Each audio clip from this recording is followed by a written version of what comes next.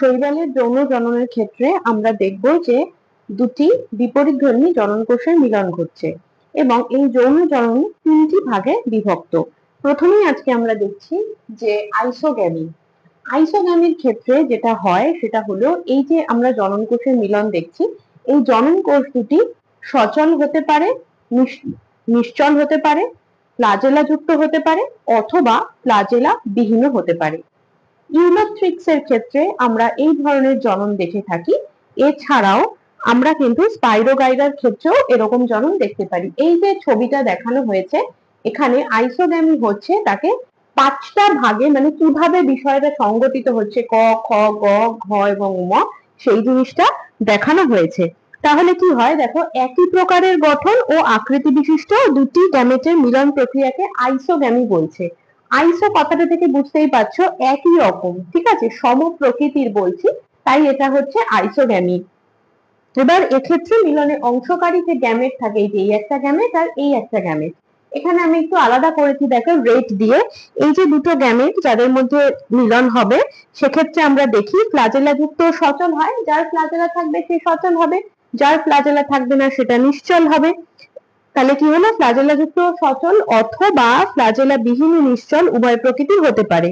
আর কি হয় যে যেহেতু আইসোগ্যামিতে দেখি আমরা অংশগ্রহণকারী গ্যামেট গুলো যে থাকছে, এই যে গ্যামেট গুলো থাকছে, যেহেতু পদ্ধতিটা আইসোগ্যামি তাই এদেরকে আমি বলছি আইসোগ্যামেট, ঠিক আছে। স্পাইরোগাইরার ক্ষেত্রে কি হচ্ছে, আইসোগ্যামেট গুলি কনজুগেশন পদ্ধতিতে পরস্পরের সাথে মিলিত হচ্ছে, ঠিক আছে। এইখানে এই ছবিটাতে দেখে নাও, এই একটা আর এই একটা দুটো পরস্পর গ্যামেট আছে, এই গ্যামেট দুটোর মধ্যে মিলন ঘটলো। এই যে খ নম্বরেও দেখো তোমাদের এই যে মিলনটাকেই কিন্তু দেখানো হচ্ছে। তারপরে দুটো কাছাকাছি আসলো, এই যে আইসোগ্যামি, একই গ্যামেটের মিলন হলো, এখানে সব ক্ষেত্রেই ফ্লাজেলা থাকছে। তারপরে ঘ, তারপরে হচ্ছে উম, এই যে উমতে এই জিনিসটা কি, এটা হলো একটা জাইগোট গঠন। তাহলে এই যে পাঁচটা দশা, এই পাঁচটা দশায় পরপর কিভাবে এসে জাইগোটটা গঠন হলো সেই জিনিসটাকে দেখানো হচ্ছে। এই যে ফিফথ যে জায়গাটা সেটাকেই আমি বলছি জাইগোট, ঠিক আছে। এখানে এটাকে আমি কি বলছি, এটাকে বলছি আমি আইসোগ্যামি। বারবার বলছি যেহেতু একই রকম সম প্রকৃতির মিলন হচ্ছে জনন কোষের, তাই জন্য তাকে বলছি আইসোগ্যামি। এরপরেই থাকছে আইসোগ্যামি পদ্ধতিতে কি হচ্ছে, অসম আকৃতি, মানে এখানে সমান নয়, অসম আকৃতির দুটো গ্যামেটের মধ্যে মিলন হচ্ছে, তাই এটাকে আমরা অ্যানাইসোগ্যামেট বলছি বা হেটারোগ্যামেট বলছি। তাহলে এই পদ্ধতিটা হলো অ্যানাইসোগ্যামি এবং এই পদ্ধতিতে আমরা দেখছি যে ঠিক আগের ওই আইসোগ্যামির মতো কোনো একটা গ্যামেটে ফ্লাজেলা থাকতে পারে এবং সেটি সচল হচ্ছে, আবার আরেক ক্ষেত্রে ফ্লাজেলা থাকছে না, সেটা নিশ্চল হচ্ছে, ঠিক আছে। এইবার কি হয় যে দুটো যে গ্যামেটকে আমরা দেখছি সেই ক্ষেত্রে একটি বড় হয় আকার আকৃতিতে, আরেকটি ছোট হয়। এই যে বড় আকার আকৃতি যেটা, সেটাকে আমরা ম্যাক্রোগ্যামেট বলছি বা স্ত্রী গ্যামেট বলছি, এবং যেটি অপেক্ষাকৃত ছোট হচ্ছে, ঠিক আছে, সেটাকে আমরা পুং গ্যামেটও বলে থাকছি। এইখানে পাঁচটা ছবি আছে পরপর দেখো অ্যানাইসোগ্যামেটের, এই যে এটাকে বড় এবং এটা ছোট, তাহলে এক্ষেত্রে আমি এটাকে স্ত্রী গ্যামেট বলতে পারি, এটাকে আমি পুং গ্যামেট বলতে পারি। এবার এইখানে যখন গ্যামেট ফর্মেশন হচ্ছে, যে অ্যানাইসোগ্যামি পদ্ধতি, এইখানে দেখো আস্তে আস্তে চেঞ্জ হচ্ছে এবং এইটা হচ্ছে ফ্লাজেলা যুক্ত দেখানো হয়েছে, এক্ষেত্রে আমি ফ্লাজেলা বিহীন দেখিয়েছি। তারপর লাস্টের স্টেজে আমি দেখছি জাইগোট গঠন হচ্ছে। এবার এই যে বিষয়টা হচ্ছে যে জাইগোট পর্যন্ত আসছে, অর্থাৎ পাঁচটা ধাপে সেটা বিভক্ত রয়েছে। এছাড়াও এক্ষেত্রে আরেকটা জিনিস বলবো যে ফ্লাজেলা বিশিষ্ট ও সচল আইসো এবং অ্যানাইসো গ্যামেট গুলিকে প্ল্যানোগ্যামেট বলা হয়, এবং কি হচ্ছে ফ্লাজেলা বিহীন ও নিশ্চল আইসো এবং অ্যানাইসো গ্যামেট গুলোকে অ্যাপ্লনোগ্যামেটও কিন্তু বলছি। এবং এই ক্ষেত্রে এটা বলতে গিয়ে ছবিতেও দেখো আমি পাশেই আবার সংযুক্তি প্রক্রিয়া বা কনজুগেশন প্রক্রিয়া দেখিয়েছি। অ্যানাইসোগ্যামেট এবং আইসোগ্যামেট মিলনের দ্বারা যৌন জনন প্রক্রিয়াকে প্রধানত কনজুগেশন অর্থাৎ সংযুক্তি বলা হয়, এবং এইরূপ সংযুক্তির ফলে উৎপন্ন ডিপ্লয়েড কোষটিকে জাইগোস্পোর বলা হয়। তাহলে এই যে জাইগোটটা তৈরি হচ্ছে উমতে, সেটাকে আমরা জাইগোস্পোর বলছি। আগের বারও আমি লিখেছিলাম জাইগোস্পোর বা জাইগোট, এই জিনিসটাকে কিন্তু আমি বলছি জাইগোস্পোর। ঠিক আছে, পাশে তোমাদের সংযুক্তির একটা ছবি আঁকা আছে, দেখো। সংযুক্তির ক্ষেত্রে এই যে দুটো জিনিস কিন্তু পাশাপাশি আসছে, এটা আর এটা।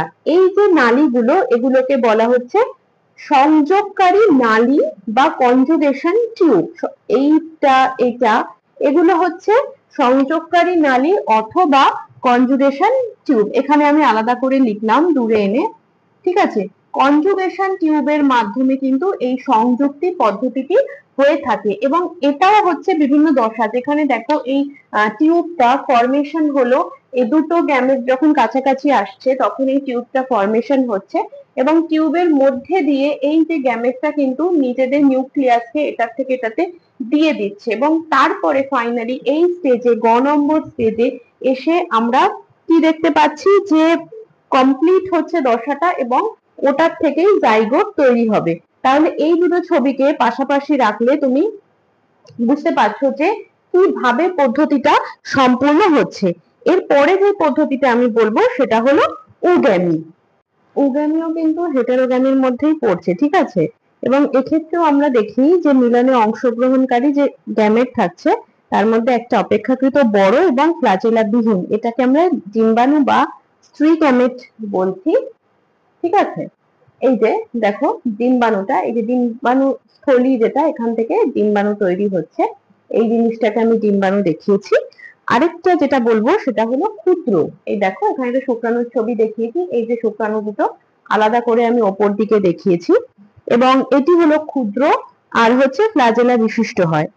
হ্যাঁ, এবং এক্ষেত্রে আমরা দেখছি যে এই পুংধানী থেকে পুংজনন অঙ্গে একাধিক শুক্রাণুর উৎপত্তি ঘটছে। এই যে পুংধানী, এখান থেকে শুক্রাণু উৎপন্ন হচ্ছে, এই দেখো একাধিক শুক্রাণু উৎপন্ন হচ্ছে, এবং এটি কি হবে না, এই যে ডিম্বাণুস্থলীর মধ্যে, এই অংশটা হলো ডিম্বাণুস্থলী, এবং এই ডিম্বাণুস্থলীর মধ্যে যখন প্রবেশ করবে তখন গিয়ে কার সাথে মিলিত হবে না, ডিম্বাণুর সঙ্গে এটা মিলিত হবে, এবং শুক্রাণুর সাথে ডিম্বাণুর এই যে মিলন, এটাকেই আমরা নিষেক বলছি।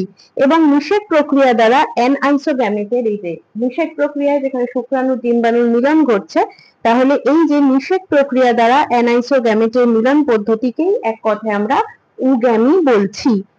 ঠিক আছে, আর উগামি পদ্ধতিতে উৎপন্ন এককোষী ডিপ্লয়েড গঠনটিকে আমি জাইগোট বা উস্পোর বলছি। এই যে জাইগোট বা উস্পোর, এই যে কতে হচ্ছে আমি শুক্রাণু তৈরি হচ্ছে পুংধানী থেকে, খতে দেখিয়েছি ডিম্বাণুস্থলী থেকে ডিম্বাণু তৈরি হচ্ছে, এবং গতে হচ্ছে জাইগোট তৈরি হলো।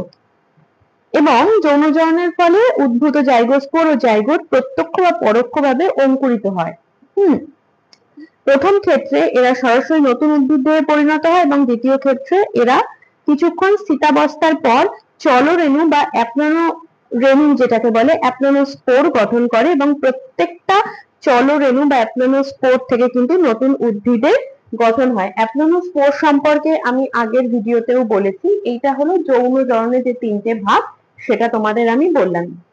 এই আগে যে পোর্শন গুলো দেখিয়েছি তার থেকে এটা কোথায় আলাদা হচ্ছে, এখানে দেখো শুক্রাণু ডিম্বাণুর মিলনটা ঘটছে, এবং শুক্রাণু ডিম্বাণু দুটো আলাদা আলাদা ভাবে কিন্তু উৎপন্ন হচ্ছে।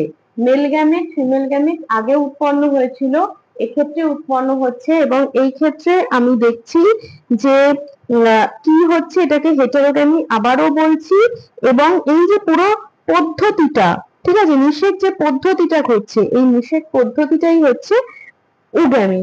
এবং সাধারণত কি হয়, আরেকটা কথা বলবো, এই যে নিষেক পদ্ধতি যেখানে ঘটছে, দেখো ডিম্বাণু স্থায়ীভাবে ডিম্বনালীর মধ্যে কিন্তু অবস্থান করছে, ডিম্বাণু ওপরে ডিম্বাণুস্থলী বা ডিম্বাণু নালী যেটাই বলো না কেন তার মধ্যে অবস্থান করছে, কিন্তু কোন কোন ক্ষেত্রে ডিম্বাণুটি, এই যে এই ডিম্বাণুর কথা বলছি, পরিণত অবস্থা প্রাপ্ত না হওয়া পর্যন্ত ডিম্বাণুস্থলীর মধ্যে অবস্থান করে। তাহলে যখন পরিণত হচ্ছে তখন এই যে দেখতে পাচ্ছি, কিন্তু যতক্ষণ পরিণত হচ্ছে না ততক্ষণ কিন্তু এই ডিম্বাণু স্থলীর মধ্যে অবস্থান করছে, এবং পরিণত হলে ডিম্বাণু স্থলী থেকে নির্গত হচ্ছে, পরিণত হয়ে ডিম্বাণু স্থলী থেকে নির্গত হচ্ছে। তাহলে অপরিণত দশায় ডিম্বাণু স্থলীর মধ্যে থাকছে, এবং নির্গত হয়ে ডিম্বাণু স্থলীরই কোনো অংশের সাথে বাইরের দিকে যুক্ত থাকছে। এই ধরনের যে বিষয়টা, এটা আমরা সার্গাসামের ক্ষেত্রে দেখতে পাই। এটা হলো তোমাদের যৌন জনন। পরে ভিডিও ভালো লাগলে অবশ্যই লাইক ও শেয়ার করবে, আর তোমাদের যে কোনো প্রশ্ন কমেন্ট বক্সে লিখে জানাবে।